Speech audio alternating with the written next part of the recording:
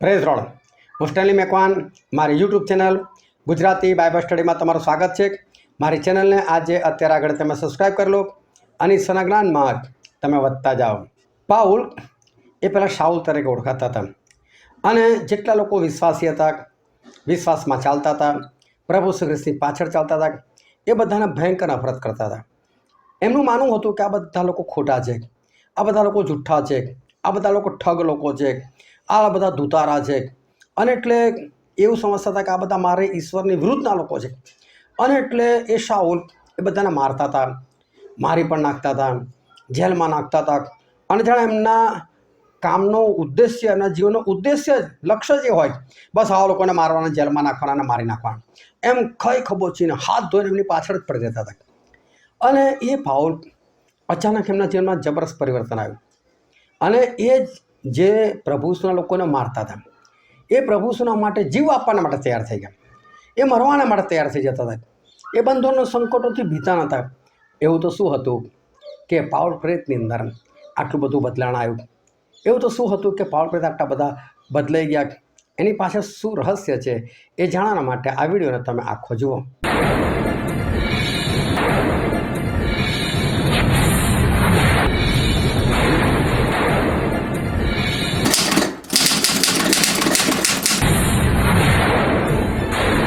આજે છે તારીખ 30 ઓક્ટોબર 2025 સાલ।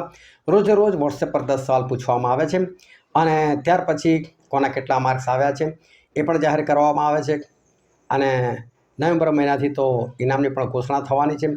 સાથે સાથે આવી રીતે એક નાનો વિડીયો બનાવીને લોકોને બતાવવામાં આવે છે કે આ પ્રશ્નોના જવાબ શું કહેવા માગતા હતા, કલમ શું કહેવા માગતી હતી।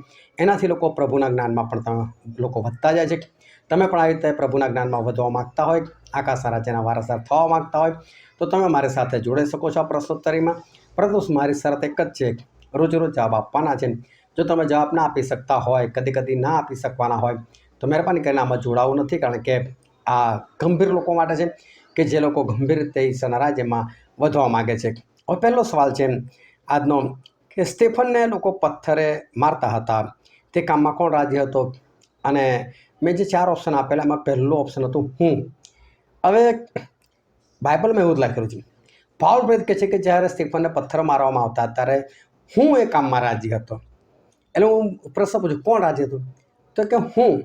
પણ તમે એવું લખો કે હું, તો તમે થોડા રાજી હતા, તમારે શું લખવું પડે? પાઉલ। એટલે એમાં ઓપ્શનમાં પાઉલ પણ લખેલું હતું, પરંતુ એક બે જણની ગફલત થઈ ગઈ અને લોકોએ હું જવાબ આપી દીધો અને એ લોકોનું ખોટું પડ્યું। પરંતુ આવું લખવાનું કારણ એક જ છે, હું વારંવાર કહેતો આવ્યો છું કે તમે ધ્યાનથી બાઇબલ વાંચતા શીખો। બાઇબલનો એક કાનો એકમાત્ર આ પૃથ્વી અને આકાશ કરતાં વધારે મૂલ્યવાન છે, કારણ કે પ્રભુ કે છે આકાશ અને પૃથ્વીને જતા રહેવું સહેલ છે, પરંતુ આ નિયમશાસ્ત્રમાંથી એક કાનો કે માત્ર જતો રહી શકે નહીં। એના માટે આની બહુ જ કિંમત છે, અતિશય કિંમતી છે, માટે હંમેશા આપણે ધ્યાનથી વાંચવું જોઈએ, સ્પષ્ટ વાંચવું જોઈએ, જેથી આપણે યોગ્ય રીતે સમજી શકીએ। બીજો સવાલ છે, કોણ સુબેદારને આજ્ઞા કરી કે તારે પાઉલને પહેરામાં રાખવો પણ તેને છૂટ આપી? અને હતો ફેલિક્સ। હવે ફેલિક્સ કરીને જે હાકેમ હતો એણે પાઉલને બંધનમાં તો રાખ્યો, જેલમાં તો રાખ્યા, પરંતુ શું કીધું ખબર કે ભાઈને છૂટ આપવાની, એના કોઈ મિત્રો મળવા માટે આવે, એના શિષ્યો મળવા માટે આવે તો મળવા દેવાના, એને હીડમાં નહીં પૂરવાનો, ખાવા પીવાની બધી રીતે છૂટછાટ આપવાની। આ કેદીઓને આ બધી છૂટછાટ ના હોય, પાઉલને આપવામાં આવી। જો ઈશ્વરના લોકો છે ને એ લોકોનું જીવન આવું જ હોય છે। આવું હોય છે એટલે શું? લોકોને કષ્ટથી ભરેલું લાગે, પરંતુ ઈશ્વરના લોકોનું જીવન કદી કષ્ટથી ભરેલું નથી હોતું। એમના જીવનમાં અજાયબ જેવી શાંતિ હોય છે, એમના જીવનમાં અજાયબ જેવો આનંદ હોય છે, એમના જીવનની અંદર અજાયબ જેવી શાંતિ હોય છે। કઈ રીતે? તમે યુસુફ વિશે વાંચો, અહીં યુસુફ વિશે વાંચો ને તો ઘણા લોકો તો રડી પડે છે, બિચારો યુસુફ, બિચારો યુસુફ, એના ભાઈઓએ કેવું કર્યું, એના ભાઈઓ એને ખાડામાં નાખી દીધો। બરાબર છે, ખાડામાં નાખ્યા, હાથ પગ તૂટ્યા, ખરો ચાઈ સુધા, કોઈ જગ્યાએ છોલાઈ ગયા? કોઈ જગ્યાથી નહીં। હવે ખાડામાં લોકો શાના માટે નાખેલા? મરી જવા માટે ને? તો શું 2-5 ફૂટનો ખાડો હતો કે એ યુસુફ ફરી કૂદીને બહાર આવી જાય? 10 ફૂટનો ખાડો હોત ને તો યુસુફ બહાર આવી જાય। મને એવું લાગે છે 20 ફૂટનો ખાડો હોત ને તો યુસુફ બહાર આવી જાય। આ તો 40-50 ફૂટનો ઊંડો ખાડો હશે કે જેમાંથી યુસુફ બહાર જ ના નીકળે, અને એટલે ઉપરથી નીચે નાખે. સમજો તમને 5 માળની બિલ્ડિંગ પરથી નીચે નાખી દે, તમારું શું બચે? મરી જાઓ તમે.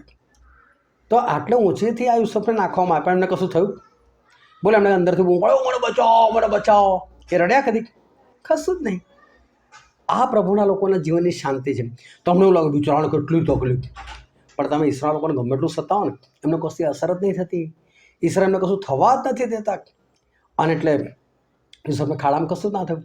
પછી પેલા ઇસ્માઇલો જતા હતા, તો કે લાવો આપણે આપણા ભાઈને કાઢીને વેચી નાખે.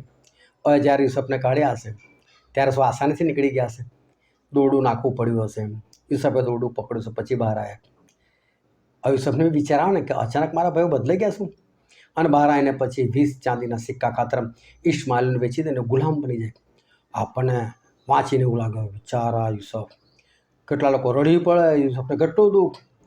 એ ત્યાં જાય છે મિસ્ર દેશની અંદર, એમને વેચી નાખવામાં આવે છે. પોટીફાર નામનો એક માણસ કે જે ફારૂનના અંગરક્ષકો હતા, એમનો ઉપરી અધિકારી હતો. એ યુસુફને જુએ છે, ખરીદીને લઈ આવે છે. હવે ખરીદીને લઈ આવે છે અને પોતાના ઘરે ગુલામ રાખે છે. પોતાના બાઇબલ વાંચજો તો ખરા. એવું લખેલું છે કે પોટીફારે જોયું કે આ યુસુફ તો આશીર્વાદિત છે, એનો દેવ યહોવા એની સાથે છે, એ જે કામમાં હાથ નાખે છે બધું સફળ થાય છે. તો એણે શું કર્યું ખબર? યુસુફને બધાનો ઉપરી અધિકારી ઠરાવ્યો. અને પોટીફારે યુસુફની સેવા કરી, એવું લખેલું છે. और लोगों શું લાગે ગુલામ?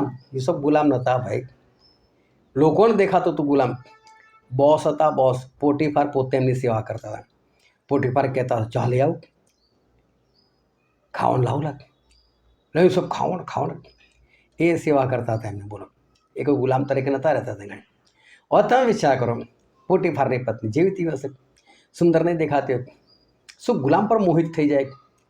પણ આ ગુલામ જેવા ક્યાં હતા? આ તો બોસની જેમ રહેતા હતા. અને એણે આની પર નજર બગાડી, તો એ ગુલામ પર થોડું કોઈ નજર બગાડે શેઠાણી. આ જેવા તેવા નહોતા. યુસુફ બહુ જોરદાર દેખાતા હતા અને એક સાહેબની જેમ રહેતા હતા. એટલે પ્રેમ નજર બગાડી કે આવો જોરદાર માણસ, આવો જોરદાર છોકરો, એટલે નજર બગાડી. અને ત્યારે યુસુફ શું કહે છે ખબર? તારા માલિકની પાસે કેટલું સોનું છે ને એને નથી ખબર, મને ખબર છે. કારણ કે બધું મને સ્વાધીન કરેલું છે. તું મને નહીં આપી, તું એની છે, તને તો હાથે ના લગાવ. બોલો, ના હાથ લગાવે, કશું જ નહીં કર્યું. હવે એણે ખોટો આરોપ નાખ્યો, એને જેલમાં નાખ્યો યુસુફને. હવે ફરી પાછું બધાનો બિચારો યુસુફ જેલમાં. પણ તમે વાંચો તો ખરા બાઇબલ શું કહે છે. જેલરે જોયું કે યુસુફ તો સારો માણસ છે, ઈશ્વરે એની દ્રષ્ટિમાં કૃપા પમાડી. અને યુસુફને શું કીધું? એ યુસુફ, તારે જ બધા પાસે કામ કરવાનું, હું તો નામનો જેલર, તું જ ખરો જેલર, તારે જ કામ કરવાનું. લો, યુસુફને કોઈ તકલીફ જ નહીં પડવા દીધી ઈશ્વરે. અને લોકો છે ને ઈશ્વરના માર્ગમાં ચાલતા ગભરાય છે. નારા આમાં તો ચાલે ને તો આવું થાય, તેવું થાય, ફલાણું થાય, ઠીકણું થાય. લોકોને બીક લાગે છે. કેટલી જગ્યાએ લોકો હું ખ્રિસ્તી છું કહેતા લોકો ગભરાય છે. હા કે મારે તો. પરંતુ અહીં શું લખ્યું છે કે કોણે સુબેદારને આજ્ઞા કરી કે તારે પાઉલને પહેરામાં રાખો, પણ તેને છૂટ આપી? બોલો, પાઉલને લોકો સમજે કે જેલમાં છે, પણ જેલમાં પોતાના ઘરની જેમ રહેતા હતા. ઈશ્વર એમના લોકોને શાંતિ આપે છે, આનંદ આપે છે. જે લોકો નથી દેખાતું, પરંતુ ઈશ્વર આ કામ કરે છે. ત્રીજો પ્રશ્ન છે, હું તો એકલો બંધાવાને નહીં, પણ પ્રભુ ઈસુના નામની ખાતર યરૂશાલેમમાં મારવાને પણ તૈયાર છું. એવો ઉત્તર કોણ આપ્યો? હવે ગાડી છે ને જે શબ્દ હતો કે હું એકલો બંધાવાને નહીં, પણ પ્રભુ ઈસુના નામની ખાતર યરૂશાલેમમાં મરવાને પણ તૈયાર છું. પણ મેં છે ને શબ્દ થોડા ફેરફાર કરી નાખ્યા. હું એકલો બાંધવાને નહીં, પણ પ્રભુ ઈસુના નામની ખાતર યરૂશાલેમમાં મારવાને પણ તૈયાર છું. અમરવાને મારવાને ખાલી કાનો, બાંધવાને બંધાવાને ખાલી કાનાનો ફરક. અમુક લોકો ગાફિલ થઈ ગયા અને આનો જવાબ ખોટો આપી દીધો કે પાઉલ. પણ પાઉલને અહીંયા જવાબ એવો આવે કે કોઈએ નહીં આવી વાત કોઈ નથી કરી. પાઉલ કંઈ બાંધવાના માટે થોડા જતા હતા, કોઈને મારવાના માટે થોડા જતા હતા. મેં થોડા શબ્દ ફેર કરી નાખ્યા. ફરી કહું છું, બાઇબલ બહુ ધ્યાનથી વાંચતા શીખો. પણ પાઉલ પ્રેરિત એ ઈશ્વરના માટે બંધાવાના માટે તૈયાર હતા અને મરવાને પણ તૈયાર હતા. એમને ખબર છે કે મરશે તો પણ મને દુઃખ નહીં પડે, બંધાઈશ તો પણ મને દુઃખ નહીં પડે. એક જમાનામાં જે પ્રભુના લોકોને મારનાર, એ કેમ માર ખાનાર થાય છે? કારણ કે એમને ઈશ્વરનો અનુભવ થયો કે આ ઈશ્વર જોરદાર છે, જોરદાર છે. એમને લોકો ગાંડાની જેમ ઈશ્વર પાછળ ભાગતા હતા. આટલી બધી સતાણી પાસે થતી હોય તો લોકો તો જોઈને બી ના આવે. પણ તમે પ્રેતોના કૃત્યો વાંચો, લોકોની સતાવણી જોઈને પણ વિશ્વાસમાં આવતા હતા. કારણ શું હતું? એ લોકોને ખબર પડતી હતી આ લોકોને કંઈ જ નથી થતું, આવા ઈશ્વર મળે તો શું ખોટું છે કે જે આપણને દુઃખ જ ના પડવા દે. એટલે લોકો આવતા હતા અને પાવલ પ્રેત એટલે ઈશ્વરને વળગી રહેલા હતા. પછી આગળનો પ્રશ્ન છે, જે માણસ રોમન છે અને જેને ગુનેગાર ઠરાવવામાં આવ્યો નથી તેને તમારે કોરડા મારવા એ શું કાયદેસર છે? એવું કોણે કહ્યું? હવે આ કહેનાર હતા પાવલ પ્રેત પોતે. હવે પાવલ પ્રેતને છે ને હુકમ કરવામાં આવ્યો, આને કોરડા મારો કે. એટલે પાવલ પ્રેત કે સારું મારો, પણ જે માણસ પોતે રોમન છે, હવે ઇઝરાયલ પર કોનું રાજ ચાલતું હતું? રોમિયોનું, રોમન લોકોનું.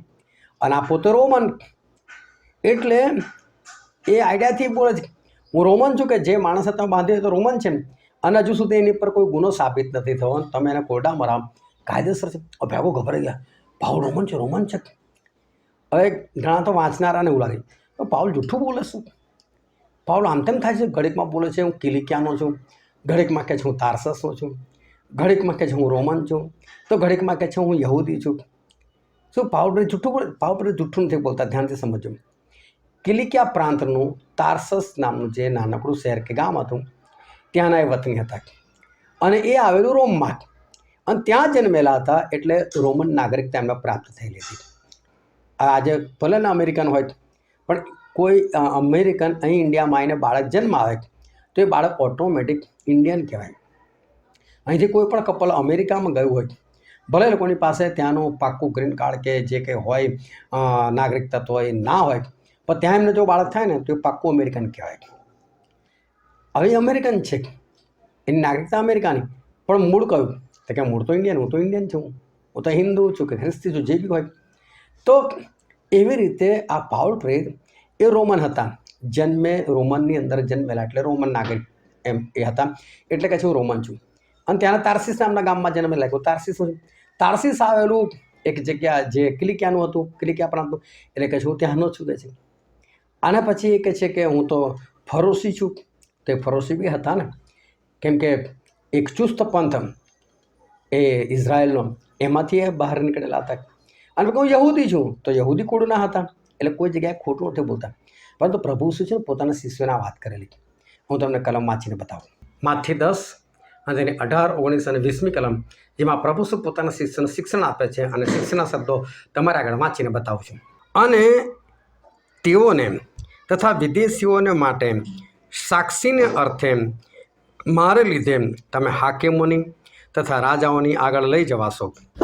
પણ જ્યારે તેઓ તમને પકડાવે ત્યારે તમે ચિંતા ન કરો કે અમે શી રીતે અથવા શું બોલીએ, કેમ કે શું બોલવું તે જ ઘડીએ તમને અપાશે. કેમ કે જે બોલે છે તે તો તમે નથી, પણ તમારા બાપનો જે આત્મા તે તમારામાં બોલે છે. જે પ્રભુએ પહેલેથી કીધેલું કે જ્યારે તમને લોકો પકડાવે, રાજાઓની પાસે લઈ જાય, હાકમોની પાસે લઈ જાય, ત્યારે શું જવાબ આપવો ને પહેલેથી ના વિચારો કે છે. પરંતુ તમારે જે બોલવું જોઈએ ને એ તો એ જ સમય તમને આપવામાં આવશે. કારણ કે જે બોલે છે ને તમે નથી, પણ તમારા બાપનો આત્મા, એટલે કે પવિત્ર આત્મા છે, એ તમારી અંદર રહીને બોલશે. આ પાઉલને જ્ઞાન મળતું હતું. પાઉલ કંઈ વિચારીને થોડો બોલતા હતા. એમને પવિત્ર આત્મા કહેતા બોલાવો, અને આવી રીતે બોલી અને એ બચી જતા હતા. તો ઈશ્વર આપણે તે જ્ઞાન, બુદ્ધિ અને ડાપણ આપે છે. તો પાઉલ પ્રેત એવી રીતે પવિત્ર આત્માથી બોલીને એ લોકોના મોઢા બંધ કરાવી દેતા હતા. પછીનો સવાલ છે, કોણે ભયભીત થઈને ઉત્તર આપ્યો કે હમણાં તો તું જા, મને અનુકૂળ પ્રસંગ મળેથી હું તને બોલાવીશ. અને હતો ફેલિક્સ. આ ફેલિક્સ હતા એ રોમન હાકેમ હતા. એમણે પાઉલ વિશે બહુ બધું સાંભળેલું હતું. અને જ્યારે પાઉલને જેલમાં પૂરવામાં આવે છે ત્યારે એને મન થાય છે એનું હું પણ આનું સાંભળું. એટલે સાંભળવા માટે જાય છે. અને પાઉલ પર જ્યારે ન્યાયકરણની વાતો કરે છે કે આપણો ન્યાય થવાનો છે, એ પુનરુત્થાનની વાત કરે છે, ત્યારે ફેલિક્સ બધું સાંભળે છે પણ ગભરાઈ જાય છે. આપણો ન્યાય થવાનો છે. કારણ કે એના થોડા ઈશ્વર છે, એ થોડા ઈશ્વર માને છે, જીવતા ઈશ્વરને. એ તો પ્રભુ શું માનનાર નથી. એટલે બીક લાગી કે મારો ન્યાય થશે, હું મરી જઈશ, મને તો નરકમાં લાગશે, ગભરાઈ ગયા. આજે જો ઘણા બધા લોકો, હા, જે મેથોડિસ્ટ છે એ મેથોડિસ્ટના જ છે, જે સીએનઆઈ છે સીએનઆઈના જ છે, પેન્ટિકોસ્ટલ છે પેન્ટિકોસ્ટલ જ છે, રોમન કેથલિક છે રોમન કેથલિક છે, એમાંથી બહાર નીકળવા નથી માગતા, સચ્ચાઈ જાણવા નથી માગતા. અને જ્યારે કોઈ સચ્ચાઈ કહેવામાં આવે છે હમણાં ચૂપ રહે, હમણાં માર નથી જાણો, એ ગભરાય છે. એ લોકોને એમનામાં પડી રહેવું છે, બચવું નથી, પણ ગભરાય છે તો ખરા, આવું થશે તો આવું થશે તો ભાઈ સાંભળવું જ નથી. હું તમને એવું કહું બે આગળ ના જશો, બહુ આગ છે, બહુ આગ છે, બહુ આગ છે. તમે ગભરાને કહો માર નથી સાંભળવું, તો તમે આગળ જઈને આગમાં બળી જવાના કરી. પણ સાંભળો તો ખરા, એ આગ દેખાડે છે તો બચવાનો રસ્તો બી તો દેખાડે છે ને. આ તો ગભરાઈ ગયો, નહીં સાંભળો. લોકોની માન્યતા જે છે ને એમાંથી લોકો બહાર નીકળવા નથી માગતા. હું તમને કહું છું, તમે જે મંડળીના હોય એ મંડળી સાથે મારે કોઈ દુશ્મની નથી. હું તમને કહું કે સત્ય એકવાર સાંભળો તો ખરા. સત્ય શું છે જાણો તો ખરા. અને પછી તમે જો કે તમે સત્યમાં છો કે જૂઠામાં છો. જૂઠામાં હોય તો નીકળી જજો, અને સત્યમાં હોય તો જે તમને જૂઠું શીખવાડે છે એનામાં ઉપર મારજો કે ભાઈ કેમ મને જૂઠું શીખવાડે છે. આ સીધી વાત છે. પણ નહીં સાંભળો તો બચશો કેમ ને. આ ગભરાઈ ગયો, પછી સાંભળીશ, અને પછી એને કદી બોલાયા પણ નહીં પાઉલને, અને સાંભળ્યું પણ નથી. આ બધા બહાના છે. પછીનો સવાલ છે, દરેકને સારું અર્પણ ચડાવવામાં આવશે ત્યારે શુદ્ધિકરણના દિવસો પૂરા થશે એવું કોણે જાહેર કર્યું? અને હતા પાઉલ. હવે પાઉલે શું કર્યું કે મુંડન કરાવ્યું, અને પછી બધાને દેખાડ્યું કે જો ભાઈ શુદ્ધિકરણના દિવસો છે, આમ થશે તેમ થશે. હવે એકચ્યુઅલી શું છે, પ્રભુ ઈસુમાં આવ્યા પછી તમારે મુંડન કરવાની કોઈ જરૂર નથી. પ્રભુમાં આવ્યા પછી કોઈ માનતા માનવાની કોઈ જરૂર નથી. પ્રભુમાં આવ્યા પછી તમે પ્રભુના લોહીથી શુદ્ધ થયા પછી તમને બીજું કોણ શુદ્ધ કરવાનું? બધું પાઉલ છે મેં ના કીધું કે ઈશ્વર આઈડિયા આપે છે તમારે ક્યારે, કઈ જગ્યાએ, કેવી રીતે, કેટલું બોલવું, કેવું બોલવું, એનું જ્ઞાન ઈશ્વર આપે છે. એટલે બધા યહૂદીઓ હતા ને એ લોકોને એવું ખબર પડી કે આ પાઉલ તો નિયમશાસ્ત્રની વિરુદ્ધ શીખવાડે છે. એ વિરુદ્ધ નતા શીખવાડતા, પણ એનું યોગ્ય શિક્ષણ આપતા હતા કે મૂસા જે કહેતા હતા એ મૂસા ખરેખર શું કહેવા માગતા હતા, સુન્નત ખરેખર શું કહેવા માગે છે. તમે તમારી ચામડી કાઢીને ફેંકી દો છો તો ખરેખર સુન્નત કાનની છે. વધારાનું ના સાંભળો, તમારા હૃદયની સુન્નત કરો. વધારાનું હૃદયમાં જે નિંદાને બધું ઘૂસેલું છે એને બહાર કાઢીને ફેંકી દો. પણ આ લોકોને એવું લાગ્યું કે આ પાઉલ તો બધું ઉલટું શીખવાડે છે. એટલે પાઉલ શું કરે છે, મુંડન કરીને જાય છે અને શુદ્ધિકરણના દિવસો જાહેર કરે છે. આ તો આપણા માણસ છે, આ તો આપણા જેવા જ છે. પછી ધીરે એની જોડે વાત કરેલી કે જો ભાઈ ખરેખર આવું છે. એટલે આ એક ઈશ્વરની હોશિયારી છે, સમજ છે, જે આપણને સમજ આપે છે. એટલે પાઉલ રીતે એ રીતે કામ કરેલું હતું. પછીનો સવાલ છે, અરે દોડેલી ભીત દેવ તને મારશે એવું કોને કહ્યું? અને તો અનાન્યા પ્રમુખ યાજકને. પાઉલ પ્રેત નથી ખબર કે આ યાજક છે, પણ શું એ દોડેલી ભીત. દોડેલી ભીત એટલે બહારથી શોભાયમાન કરેલો વ્યક્તિ, અંદર તો બધો કચરો જ ભરેલો છે. ભલે ને યાજક હોય તો શું થયું, ભલે ને પાસ્ટર હોય તો શું થયું, ઈસરા લોકો ઓળખી જાય છે એમને. પણ દરેકે યોગ્ય રીતે ચાલવાની જરૂર છે. આપણે કોઈ પાસ્ટરને ના જોઈએ, આપણે આપણી જાતને જોઈએ, આપણી જાતમાં આપણે સુધારો લાયક. પછીનો પ્રશ્ન છે, કોને ખુશ કરવાની ઈચ્છાથી ફેલિક્સ પાઉલને બંધનમાં મૂકી ગયો? જો આજ ફેલિક્સે સાંભળવાનું કરેલું ને, પાઉલને બંધનમાં મૂકીને ગયો. એને લાગ્યું કે આને બંધનમાં મૂકવાથી યહૂદીઓ તો ખુશ થાય છે ને, અને યહૂદીઓ ઉપર તો રાજ કરવાનું છે ને, એટલે કોઈ પોતાના બની રહે એના માટે પાઉલને બંધનમાં મૂકીને જતો રહ્યો. આજે કેટલા લોકો મા બાપને ખુશ કરવા માટે, પોતાની પત્ની પતિને ખુશ કરવા માટે ઈશ્વરને છોડીને બીજા કામ કરી નાખે. ના તમારે મારી સાથે તો આવવું જ પડશે, આજે મિટિંગમાં ના જશો ને, ઓકે ભાઈ તારે જોડે આવું. પ્રભુને ઠોકર મારે છે નથી ખબર પડતી, પ્રભુ ભોજને ઠોકર મારે છે નથી ખબર પડતી એને. આ ધ્યાનથી સમજજો ભાઈ. હંમેશા પ્રભુને પ્રથમ સ્થાન આપો, પ્રભુના માર્ગે ચાલો, બીજાને ખુશ ના કરો. તમે બીજાને ખુશ કરશો તો બાઇબલ કહે છે જગતની મૈત્રી દેવ પ્રત્યે વેર છે. તમે ઈશ્વરને ખુશ કરશો તો ઈશ્વર તમારાથી ખુશ થશે. પછીનો પ્રશ્ન છે, સરદારને તથા સિપાહીઓને જોયા ત્યારે લોકોએ કોને મારવાનું મૂકી દીધું? અહીં હતા પાઉલ. પાઉલને લોકો મારતા હતા, પણ ઈશ્વર તરત જ બધા સરદારને મોકલી આપ્યા, સિપાહીઓને મોકલી આપ્યા. ચૂપ થઈ ગયા બધા. સમજો કે રસ્તામાં તમે કોઈ મારવા લે, અચાનક પોલીસ આવી ચડે, બધા છોડી દે કે નહીં? બસ એ રીતનું ઈશ્વર હંમેશા બચાવ મોકલી આપે છે. અને આજનો છેલ્લો પ્રશ્ન છે, પુનરુત્થાન નથી અને દૂત તથા આત્મા પણ નથી એવું કોણ માને છે? અને આ સદુકીઓ, આ સદુકીઓ, ફરોશીઓ, હેરોદીઓ, યાજકો, આ બધા જોડે જોડે રહેનારા, બધાની માન્યતા અલગ. આજે આ જ છે બધું. પેન્ટિકોસ્ટલ, CNI, રોમન કેથલિક, મેથડિસ્ટ રહે છે સાથે સાથે જ ને, તો બધા પોતપોતાની માન્યતામાં. મને ખરેખર આ વસ્તુ બિલકુલ નથી ગમતી. આ બધા આગેવાનોએ ભેગા થવું જોઈએ, બાઇબલ ખોલીને બેસવું જોઈએ કે સત્ય શું છે. આપણે બધા એક જ નિયમમાં કેમ ના ચાલે, એક જ કાયદામાં કેમ ના ચાલે? પૃથ્થકરણ કરવું જોઈએ, અવલોકન કરવું જોઈએ, શોધખોળ કરવી જોઈએ, સંશોધન કરવું જોઈએ, સાચું શું છે. અને પછી એ પ્રમાણે બધા માની જાય, બધા જે એક થઈ જાય તો કેટલું સારું. ઈશ્વર એકતા જ ચાહે છે. તો આ રીતે તમે પણ એકતામાં જોડાઓ અને આવી રીતે રોજ 10 સવાલ પૂછવામાં આવે છે. તમે એમાં ભાગ લઈ શકો છો. શરત એક જ છે કે રોજે પ્રશ્નો જવાબ આપવાના છે. ઈશ્વર તમને આશીર્વાદ આપે. આમેન.